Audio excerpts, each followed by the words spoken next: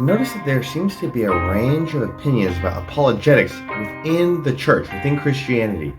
Now, certainly I wouldn't expect somebody who's not a Christian to be interested in Christian apologetics, but I am kind of surprised to see sometimes the apathy or even at times hostility from certain Christians towards apologetics.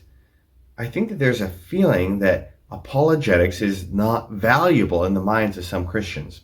Now, what is apologetics? I think part of it may just be a misunderstanding of what apologetics is. Apologetics is sort of a fancy word, and if people are not that familiar with apologetics, I can kind of understand there maybe be some type of misunderstanding about what it's all about. Apologetics just comes from an old Greek word, apologia. It just simply means to make a case or make a defense, give a reason for something. So Christian apologetics is providing a reason or making a case for why we should believe in Christianity.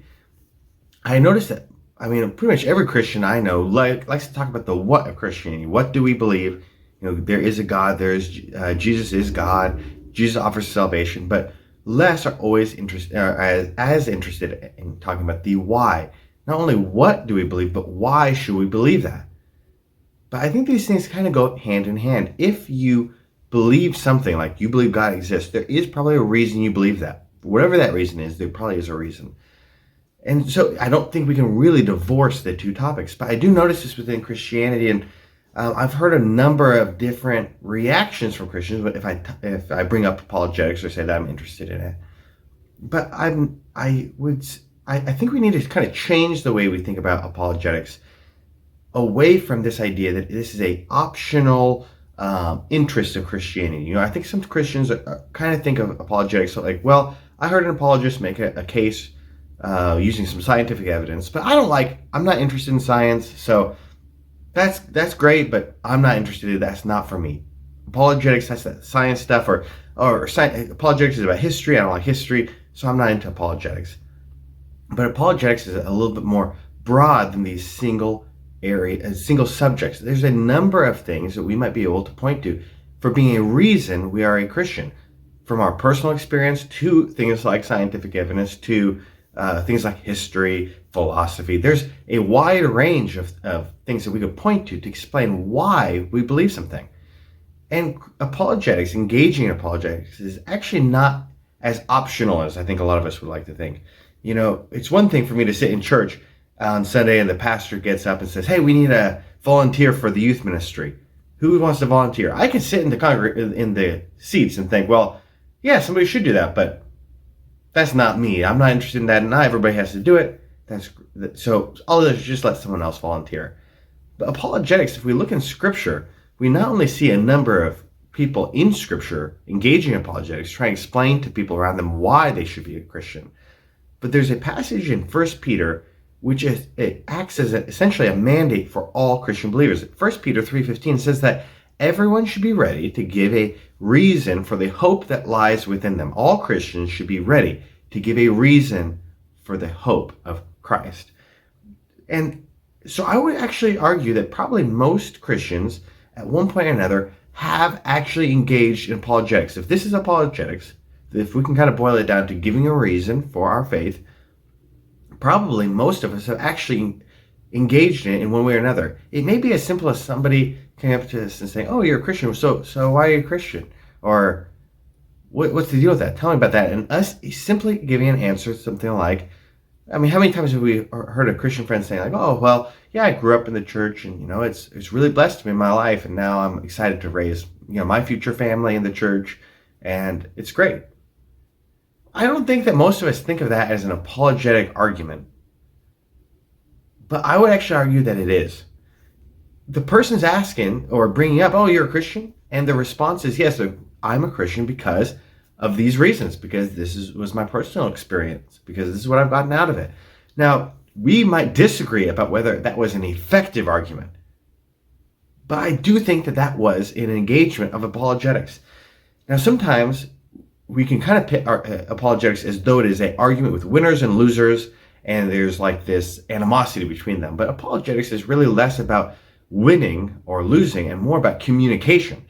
We have something that we believe is true, that God really exists and that Jesus really offers salvation and people really need it. Now we've got to figure out a way to help someone else accept it. They might accept it for the same reasons we accepted it. But often I'll notice that when I talk to my friends or coworkers that they're not Christians, and I hear them say something about Christianity, about religion, a lot of times the objections that they have are not the objections I have. And so if I told them my personal story of this is what led me to Jesus, that might not be as winsome as I thought it was for me. They might need me to engage with them where they are at. Now, some people, maybe they do just need more exposure to Scripture. And if they just heard Scripture or they showed up to a church service, that's all that would be necessary for them to come to a faith in Jesus. And that's great. And that potentially just bringing somebody to church and exposing them to that personal experience might be enough of an apologetic act that they could be convinced to accept Jesus. But when I talk to many of the non-believers that I know, I hear objections like, hey, why does God have the certain moral commandments that he's got?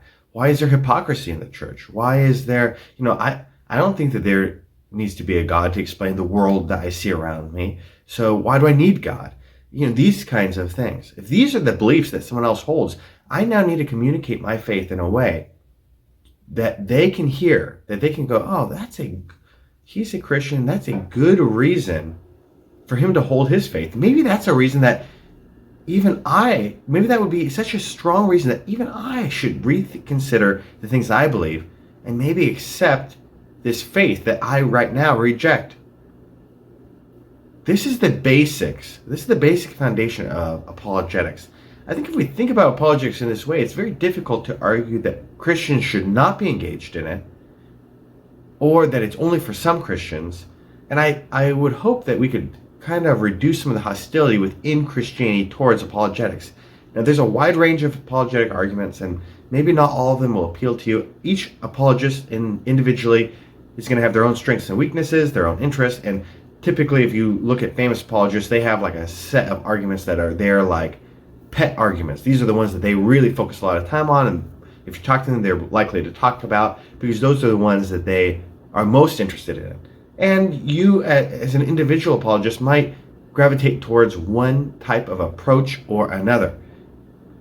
But I think we all should be engaged. We should all be taking the time to think to ourselves, if somebody asked me today, why am I a Christian? What would I say? What would be the best thing that I could offer? How could I communicate my faith in a way that would really affect someone else? Because that is apologetics.